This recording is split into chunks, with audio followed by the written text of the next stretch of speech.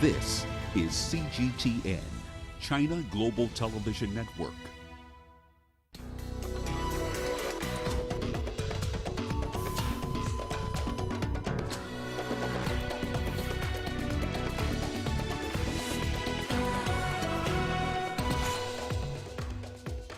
Taliban says it has surrounded the last bastion of resistance fighters in Panjshir province. Libyan neighbors join calls for the removal of foreign fighters from the North African nation. And South African scientists say a new coronavirus variant has multiple mutations, but is it more dangerous? We'll get expert views on that. Hello and thank you for joining us on Africa Live. I am Peninah Karibe. Joining me with the business headlines is Uche. Thanks, Peninah. And here's a look at what's coming up on Africa Live Biz. South Africa's state power utility reports bleak financial results. And Egypt gears up for its first sovereign Sharia-compliant Islamic bonds. Of course, all that coming up within the program. For now, back to you, Peninah. Thank you, Uche.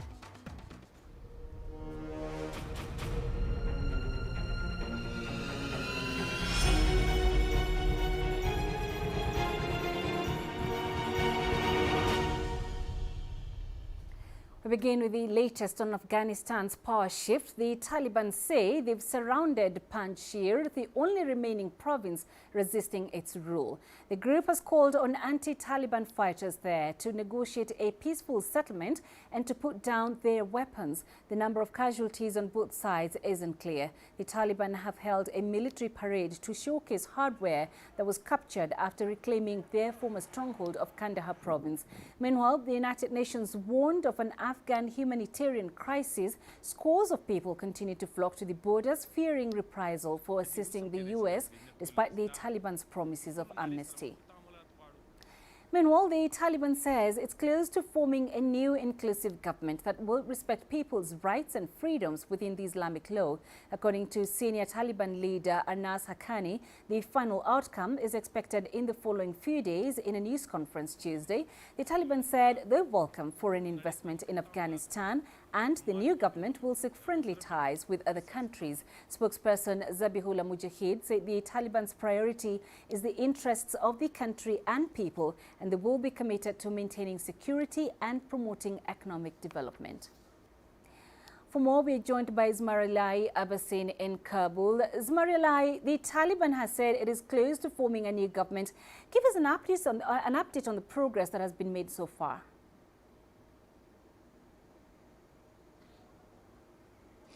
Hello, Tanina. Yes, there have been really serious struggles toward an inclusive government by the Taliban, but according to Sher Mohammad Abbas Tanikzi, chief negotiator of Taliban at Doha, he said that they are in search of forming an inclusive government, and they are in discussion and dialogue and also consultation with the Coordination Council in regard to transition of power, which is led by former President Hamid Karzai, High Council for National Reconciliation Chief Dr. Abdullah, and Hizb Islami leader Gulbuddin Hekmatyar.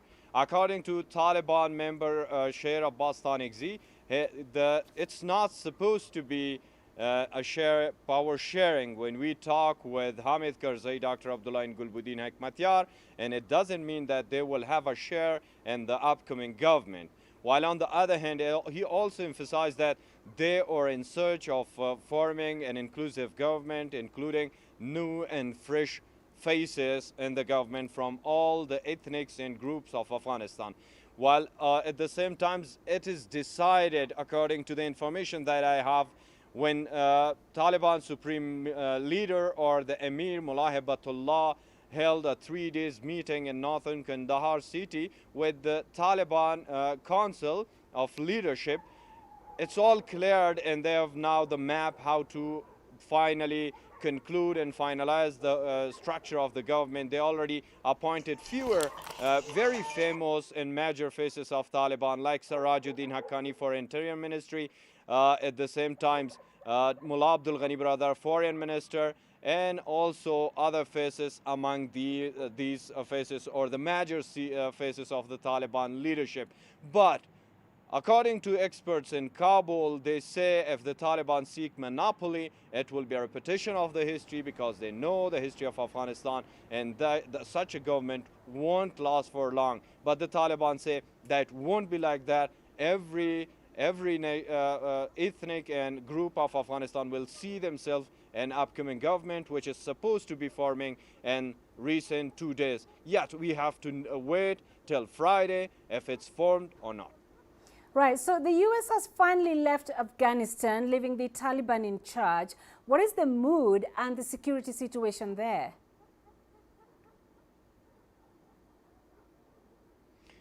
The security situation is far better since last 20 years. There is no incident, not only in the explosion, bombing and other related extremist or terroristic attacks in Afghanistan, particularly when the ISKP claimed responsibility at Kabul, Abigate explosion and suicide attack, then this is a concern. But currently, we got no incident all around Afghanistan, but only in Panjshir Valley. And according to the Taliban, they've been in discussion and they're waiting for the resistance or Ahmad Massoud and his comrades to finally make a decision and compromise with the Taliban. But the second option is always the war and conflict. The same thing is told by the resistance force member. Fahim Dashti said that we got both of those options that Taliban are seeking. We will fight if they want. We will negotiate, but we have our own preconditions. The main difference between Taliban and Panjshir now is the Taliban want a centralized government, but Panjshir, led by Ahmad Massoud, son of Ahmad Shah Massoud, wants a decentralized government, and that's a much serious and conflicting issue between two sides. And yet, Mullah Muttaqi, a senior member of Taliban, said so far there was no affirmative conclusion by the dialogue, and they were decided not attack each other. But today we got a report that Taliban attack on Shatal district of Panjshir province. They got two checkpoints out there, but according to the resistance too, they get back, retake all those two checkpoints again. And every hour it's possible that a clash happen and a new saga starts in Panjshir Valley. All right, Zmarilai Abbasin in Kabul, thank you very much for joining us. Earlier, Taliban spokesperson Zabihallah Mujahid spoke exclusively with CGTN over questions around the future of Afghanistan. In the name of Almighty Allah, it is a proud day for the people of Afghanistan that we have dealt a huge defeat to a country that invaded us. With the end of this occupation, we bring prosperity to our country, and I feel very happy that we achieved the results of our sacrifices. And as a result, today, we got Afghanistan rid of all the invaders, and now Afghans can live freely. When will you announce the new government? Will it be an Islamic government or a mixed government? Without any doubt, it will be an Islamic government. People have made huge sacrifices for the establishment of an Islamic government.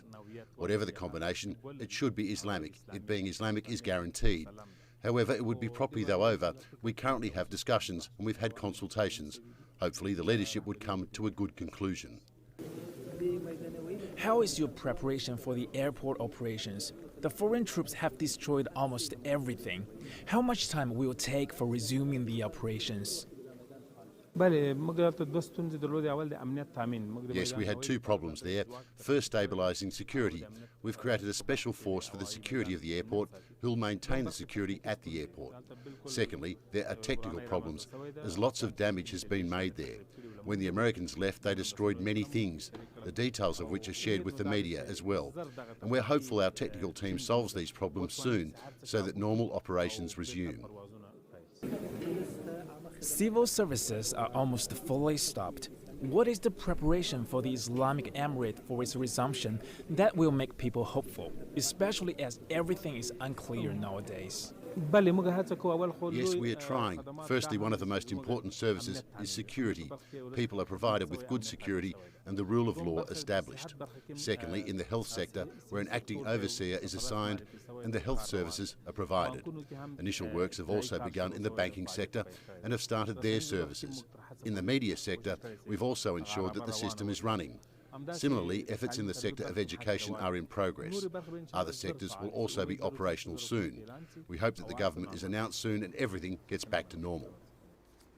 Russian President Vladimir Putin has weighed in on the U.S. withdrawal and conflict in Afghanistan. 20 лет. American troops were present in Afghanistan for 20 years. Over those years they tried, and this can be said without offending anyone, to civilize people by imposing their norms, standards of life and politics. This has led to tragedies and losses for those behind this, the United States, and for the people of Afghanistan. It has resulted to zero, if not a negative result. Earlier, U.S. President Joe Biden had defended his handling of the troop withdrawal and addressed the nation about the way forward after 20 years of military presence in Afghanistan. Our correspondent Nathan King has more from the White House. Presidential, but also acting as his role as commander-in-chief, essentially saying no other nation could have done what the U.S. has done over the last couple of weeks. 120,000 people extracted from Kabul airport. He called it a success while paying tribute to the 13 service people who died. He talked about seeing their remains coming off the planes at Dover Air Force Base, a debt we can never repay and never forget, he said. But also, he pointed the finger, even though he claimed victory for the chaotic, but let's face it, he says successful pullout. He also blamed the Afghans for folding so quickly, the Afghan government and the armed forces, although the armed forces had little choice after the Americans were essentially putting out all support. Let's take a listen. The assumption was that more than 300,000 Afghan national security forces that we had trained over the past 2 decades and equipped would be a strong adversary in their civil wars with the Taliban.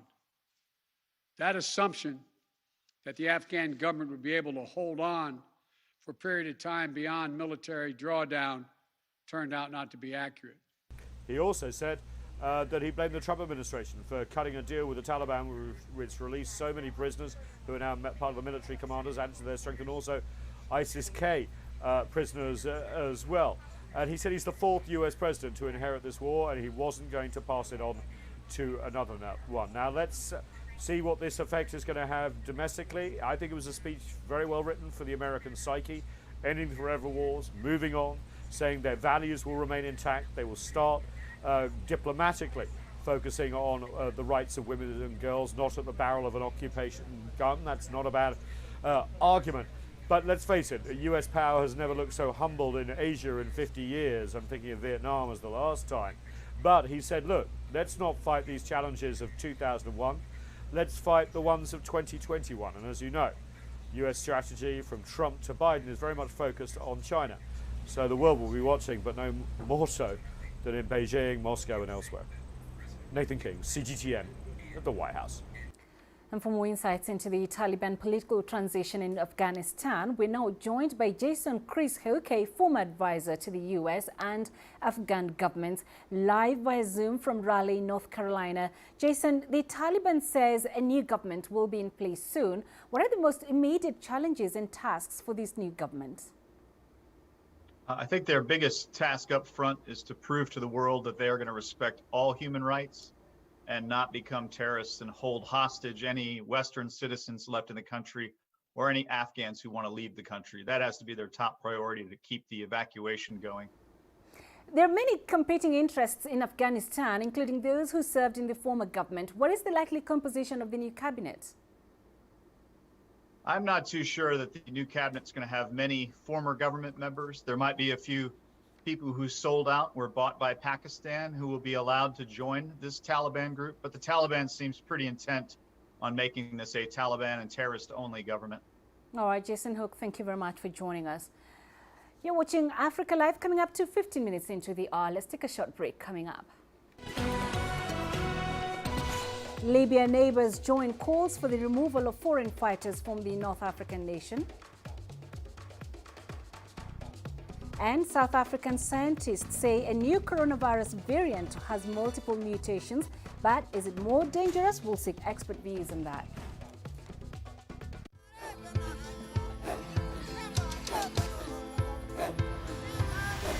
Africa is a continent of diversity, with varied climate and enchanting geography, and a people so distinct, but with a shared enduring spirit. We are at the heart of the continent to bring you the untold stories. Let's have a look. We celebrate Africa as it shapes its own destiny. Tunis, Cairo, Juba, Johannesburg, Ethiopia, Tanzania. Africa Live. Find your voice.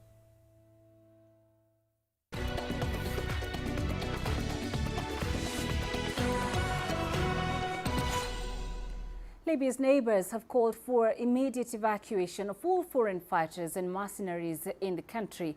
The announcement was made on Tuesday after Algeria hosted a meeting of Libya's neighbors. Foreign ministers from North Africa and the Sahel expressed concern over the threat these fighters pose to the political process in Libya. Here's Adel Mahri with more. 2 days of intensive talks over Libya concluded in Algeria on Tuesday evening. All foreign ministers of Libya's 6 neighbors participated, as well as DR Congo, the current chair of the African Union. The UN Secretary General's special envoy to Libya, the Secretary General of the Arab League, and the African Union Peace and Security Commissioner joined this comprehensive regional meeting. Algeria wants to restore its regional and international role. It adopts a non-interference policy, especially with its neighbors. Libya comes as a prime concern for it and all its neighboring countries. Following this ministerial meeting, Algeria is planning a wider Arab gathering to focus on supporting Libya to end its conflict that is affecting many other nations. The Algerian meetings focused on security affairs in Libya. Evacuating foreign fighters and mercenaries was their prime concern. The region's top diplomats called to activate the joint security agreement between Libya and its southern neighbors, which can help in freezing the flow of militants between the African Sahel and North Africa. There are major concerns that the coming period will witness armed clashes between militias, especially when the time comes for the foreign fighters to depart and for the militias to get disarmed. These clashes could be the most violent since the fall of Gaddafi. These armed groups have great power and wealth. It's almost impossible for them to let go of all that easily. Libya's neighbors fear that fighters will infiltrate their borders during their evacuation. They asked to be fully involved in the process when the time comes and urged Libyans to complete the constitutional foundation for election to hold them on time. The Algeria meeting supported an African Union call for an international conference for reconciliation in Libya. They also agreed to meet again in Cairo to follow up over the outcomes of their meeting. Adel Mahroui, CGTN, Cairo. Now, South African scientists have detected a new COVID variant. The new variant, known as C12, has spread to most of South Africa and 7 other countries after being first found in May. It contains many mutations associated with other variants, but researchers say it's yet to be determined whether C12 is more contagious and what impact it has on the immunity provided by vaccines. Let's get some more details from Peninah, a professor at the University of the Witwatersrand and the National Institute for Communicable Diseases in South Africa. Yeah, that's correct. C.1.2 has several mutations within the spike protein alone, which is the part of the virus that we care about most from a vaccine perspective. C.1.2 has 14 mutations, which takes it to being one of the more mutated variants that we've come across. Some of these mutations are mutations that we already know from other variants of concern, such as beta and delta.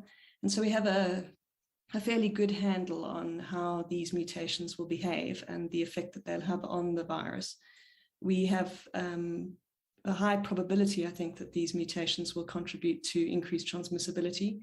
and to immune evasion. That much we can predict from what we know from other variants. But there are some mutations that we've seen in this variant that have not yet been detected in other variants. And it's particularly those ones that we need to assess in functional assays in the lab. So at this stage, I would say we can predict increased transmissibility and reduced sensitivity to antibodies, but we really need to do the experiments, and those are ongoing. At this stage, it's simply too early to know. What we will be able to do is we'll be able to test the variant against plasma or blood that's been taken from people who've received those vaccines, and we'll test them in the lab. And in fact, those experiments are underway in several laboratories already in South Africa. But what we do know from other variants and other vaccines is that almost all of these vaccines have continued to maintain good protection against severe disease and hospitalization. And we anticipate that the same will be true for C.1.2. So we do have a fair degree of confidence that the vaccines will continue to work against this new variant.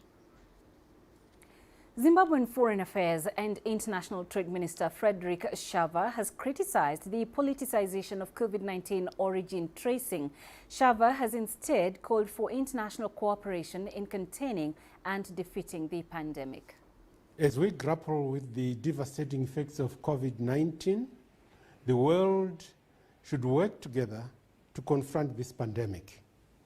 This pandemic should be a strong reminder of the importance of international solidarity. Several conspiracy theories regarding the pandemic should not be allowed to hold all of us back. After all, most of these theories are false, inaccurate, and potentially harmful.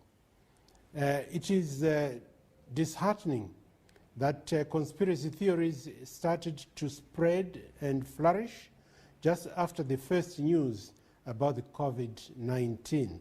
China has demonstrated its readiness and willingness to be actively collaborating to building such understanding and preparedness.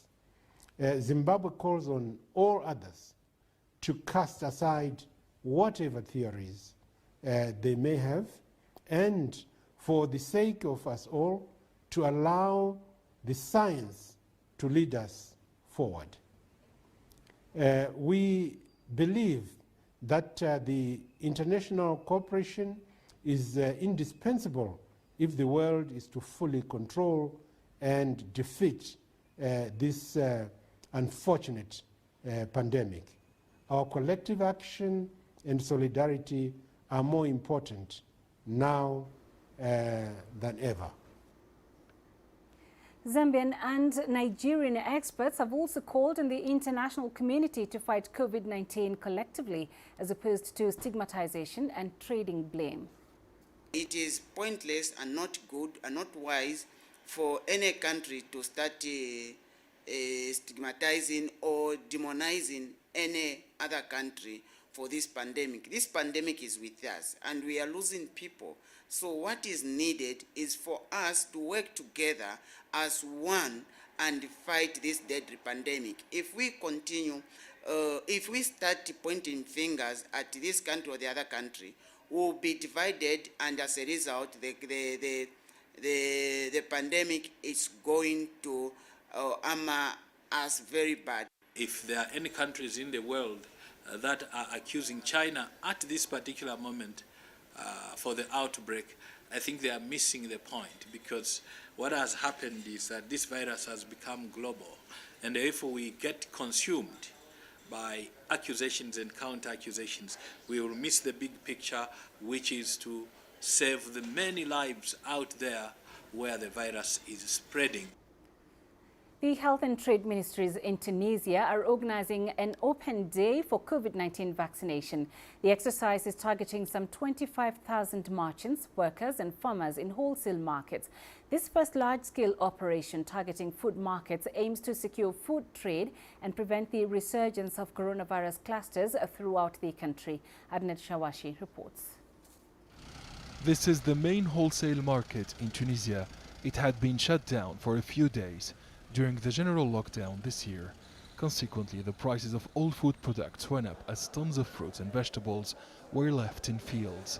Now Tunisian authorities aim to prevent this scenario from happening again by holding the first walk-in vaccination drive at the wholesale market. The trade sector is a vital economic activity. We want to ensure the safety of some 25,000 people who come from the whole country. They're in direct contact with the wholesale market and the food distribution channels. The interruption of the activity of this market would be disastrous for the economy. It happened once. It will not happen again. A recent study conducted by the Scientific Committee and the National Committee to Combat COVID-19 has revealed that the majority of workers at food markets and farmers are reluctant to get their first jab. More than 2 million people, including thousands of wholesale market employees, have not registered on the national vaccination platform. This is an opportunity because I have not registered for vaccination. I don't want to lose my job. This is a high-risk area. The market visitors come from everywhere. We cannot respect social distancing measures. Anyone could be infected. Getting vaccinated is the only solution. I hesitated to get vaccinated, but now I'm convinced that this is the right decision to resume a normal life. The health department is addressing the high vaccination hesitancy rate by organizing mobile vaccination operations. The mobile vaccine operation aims to reach the highest number of people, especially those who are reluctant to get inoculated. 5 million doses of the vaccine have been administered so far. 2 million Tunisians are fully vaccinated. This is a good number, but it's not enough to stop the spread of the virus. Tunisian authorities will hold in September several open vaccination days at food markets throughout the country. According to the COVID-19 task force, the positivity rate of COVID-19 tests has dropped to 16% this week, while the death toll since the outbreak of the pandemic in Tunisia in March 2020 has hit more than 23,000. Adnan Shawishi, CGTN, Tunis. The U.S. government's humanitarian agency, USAID, says forces from Ethiopia's Tigray region have looted humanitarian aid from its warehouses in Amhara region. USAID's mission director in Ethiopia says the warehouses were completely emptied. War broke out in the mountainous region between Ethiopian troops and the TPLF in November last year. The conflict has claimed the lives of thousands and caused a humanitarian crisis. USAID estimates that up to 900,000 people in Tigray are in famine conditions and 5 million others are in desperate need of humanitarian assistance. In Uganda, one hospital is saving the lives of premature babies by feeding them breast milk donated to its bank by well-wishers. The breast milk donations are increasing fast despite the practice having not been embraced by many mothers in the country. The hospital says it has saved the lives of premature babies by at least 30% since it opened the breast milk bank a year ago. CGTN's Peninah Karibe has more details. Asha Mary delivered quadruplets at 25 weeks in May after developing complications with her pregnancy. She was also unable to breastfeed her preterm babies because she didn't have enough milk. Doctors at the hospital in Kampala recommended only breast milk. Asha had no choice but to look for a breast milk donor. Since I don't have anyone who can give my babies, my sisters, they are not breastfeeding, and I don't have relative who is breastfeeding. That's why the doctor decided to help me and bring that donor. Unfortunately, Asha lost 2 of her babies, but the remaining 2 are now back home and out of danger. The WHO says prematurity is the leading cause of death in children under 5 years globally. Asha's babies are now 3 months old, but she still doesn't have enough breast milk for them. She still depends on breast milk from a donor, and she's also supplementing with formula milk, which was recommended to her by her doctor. Breast milk donation is not very popular in Uganda because many mothers don't trust their babies feeding on milk from strangers. However, demand is picking up. I know it is not easy, but I have faith in my heart, and I believe that that woman really, since he's breastfeeding his baby, I have faith that my babies will be healthy. So far, only the International Hospital in Kampala is trying to promote breast milk donations, but only for preterm babies. Its nurses were the first donors before rolling it out to the public. Breast milk has been found safe and nutritious for babies because it reduces risks linked to formula milk. We used to have babies undergoing surgeries because of the complexity of the formula milk. So breast milk research had been done on it and showed that breast milk is soft. It's the natural thing and it has everything. It has protective measures in it, the antibiotics. So the antibodies that were found in the breast milk could even protect the baby's immunity and then boost it more further so that the babies could fight infection naturally. The hospital has now opened a breast milk bank to save preterm lives. So far, the hospital has started distributing breast milk to hospitals around Kampala, but their capacity is still low. It needs a pasteurizing machine to be able to have bigger and safe quantities of milk for babies, but this is a costly venture. Asha says her babies are growing well and have not developed any complications despite being fed on milk from a stranger. She's calling on mothers with excess breast milk to donate to babies in great need. Isabel Nakiria, CGTN Kampala, Uganda. Let's now join Uche for the day's business news. Thanks, Peninah. And coming up on Africa Live Biz. South Africa's state power utility reports bleak financial results. And Egypt gears up for its first sovereign Sharia-compliant Islamic bonds.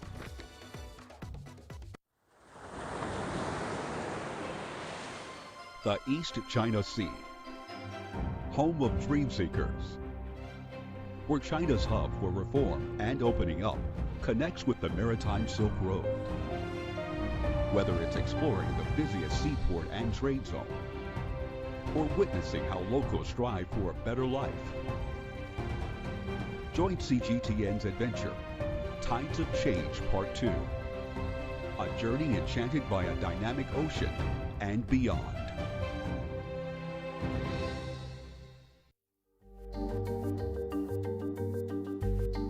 Africa Live. Find your voice.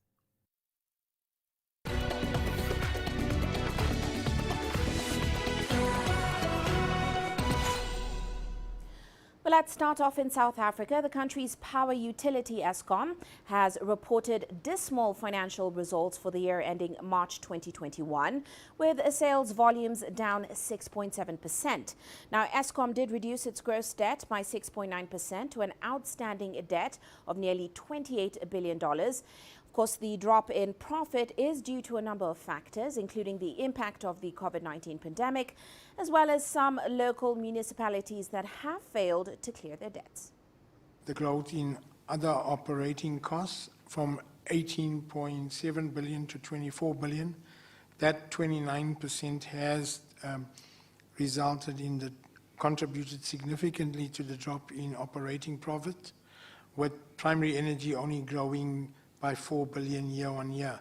And the main factor is during the year we have done much more maintenance throughout our fleet, in particular in the generation environment, with our repairs and maintenance going up from 12 billion to 16 billion for the year. Now, as Eskom announced those financial results, the South African power utility also outlined plans to turn away from coal-fired power going forward.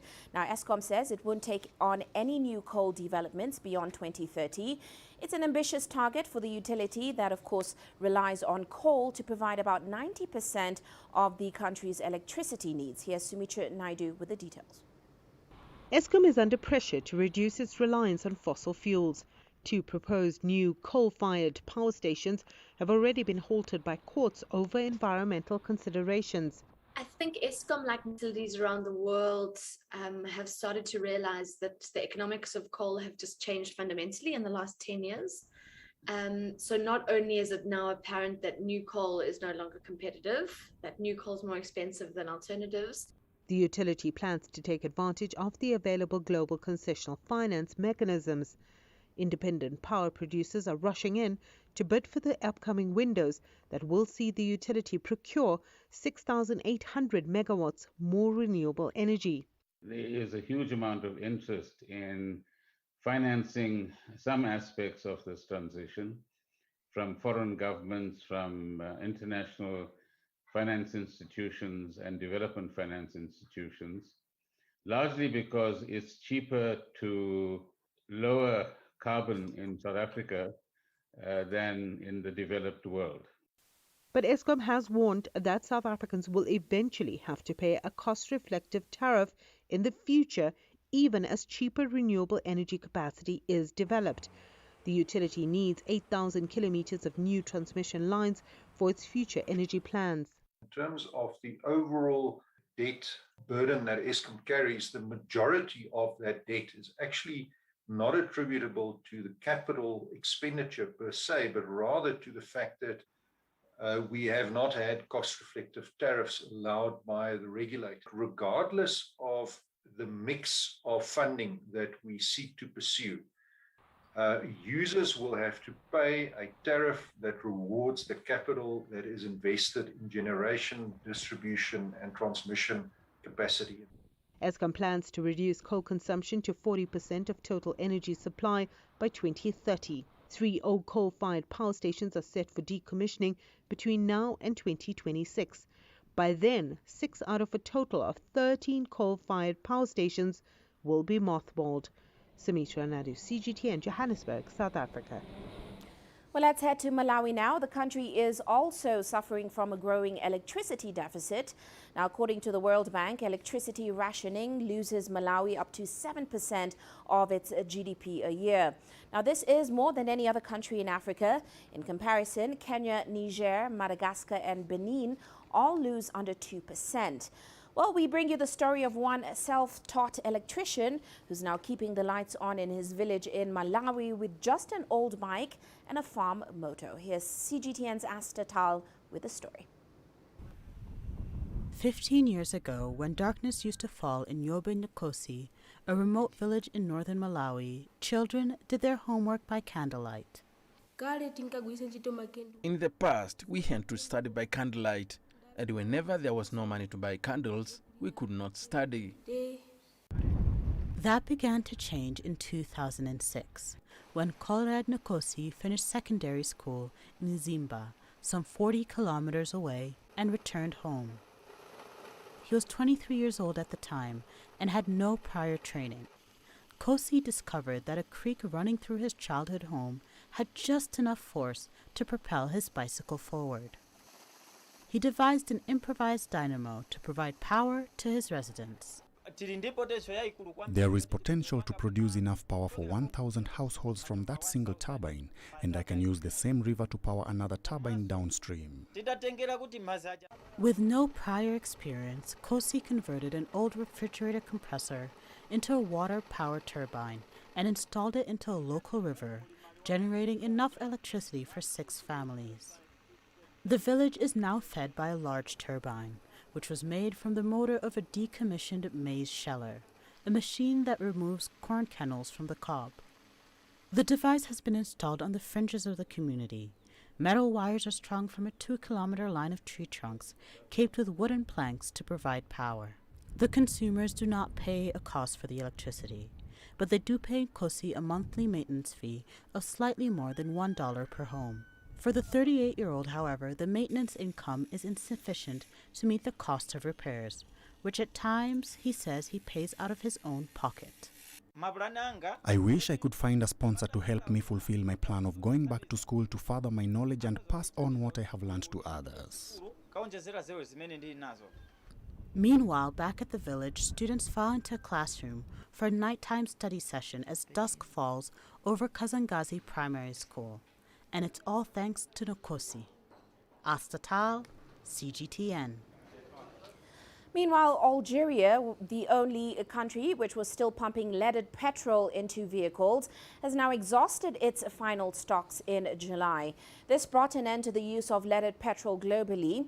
Following the success of its campaign to end the use of leaded petrol, the UN is now calling for similar initiatives towards emissions-free transport and tackling climate change. Here's Alexandria Majala with more.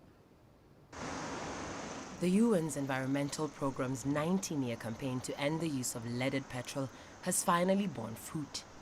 Leaded petrol has now been eliminated after the world's last remaining stocks were used up last month. This effectively brings to an end the use of the poisonous substance that poses major health and environmental risks. Leaded fuel illustrates in a nutshell the kind of mistakes that humanity has been making at every level of our societies. The kind of mistakes that have brought us to the triple planetary crisis, the crisis of climate change, the crisis of biodiversity loss, and the crisis of pollution.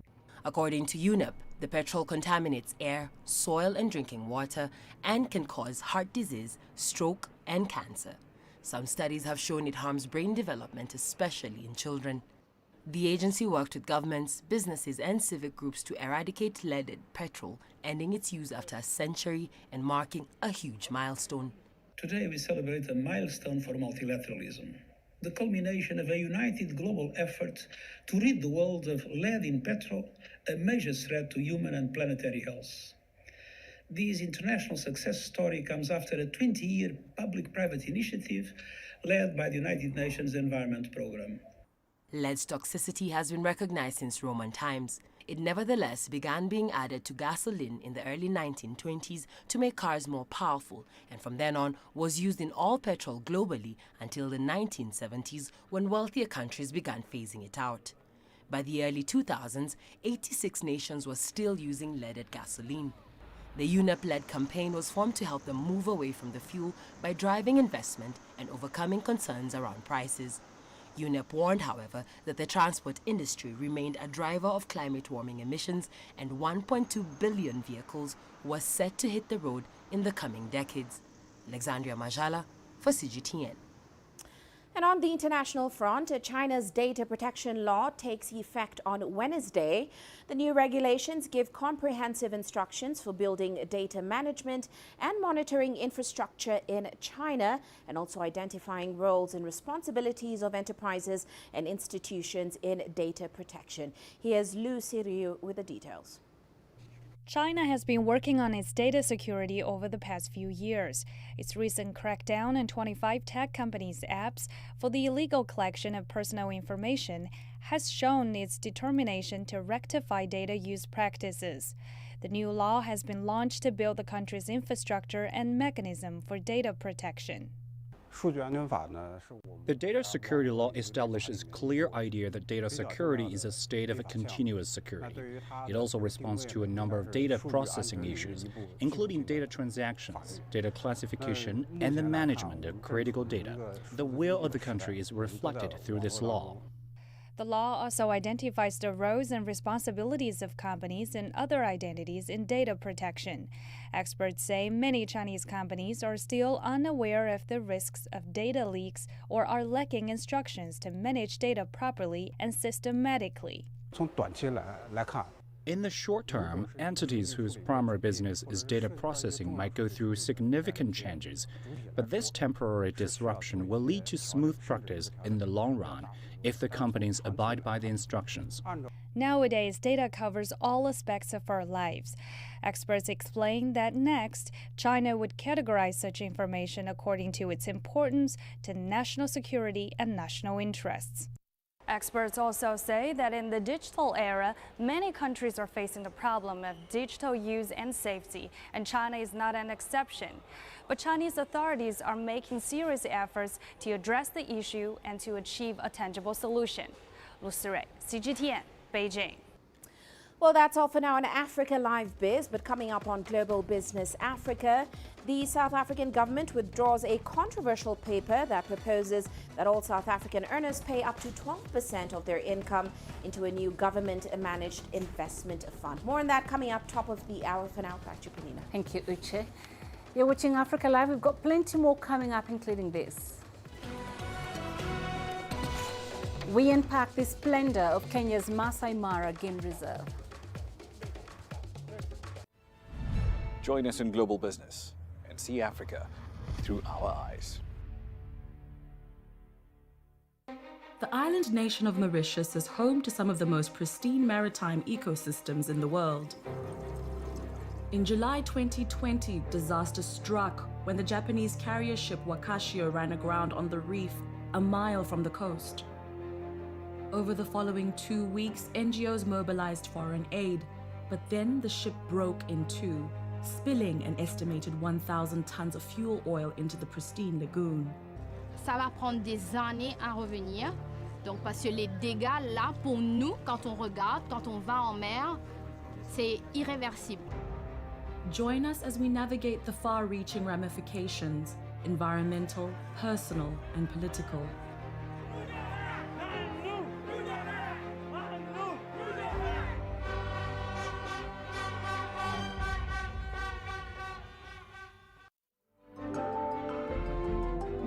Africa Live. Find your voice.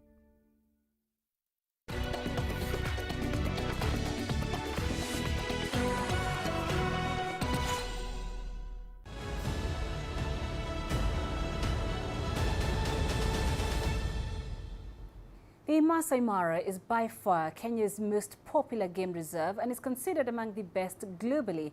Its main attraction has been the great wildebeest migration. CGTN's Robert Nagila takes us along to experience the Mara with him.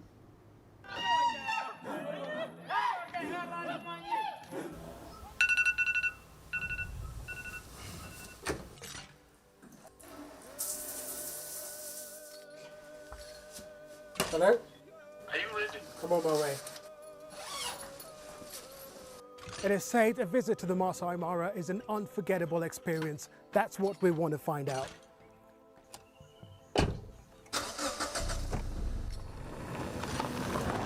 Now, this is Robert Kingori. Robert, say hi to the viewers. Hi. Now, show me the best of the Mara. Wait. Zebras. Less than 100 meters outside our tented camp, and already zebras all around us. Brilliant, absolutely brilliant.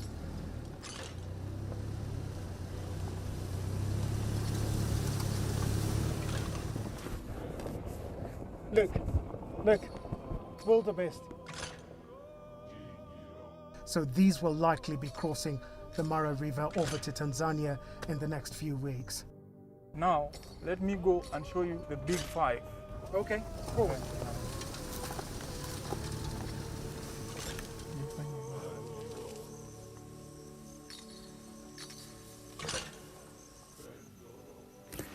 Look, it's a small herd of elephants. Such amazing creatures. Beautiful. Hardly an hour's gone past. We've already seen wildebeest, zebras, elephants. Here are the giraffes.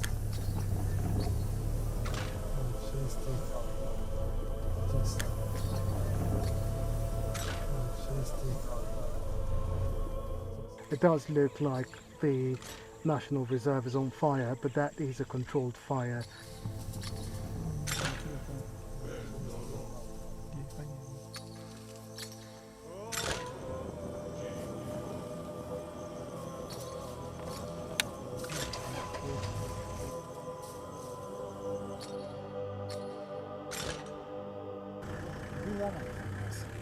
Side to center? All right.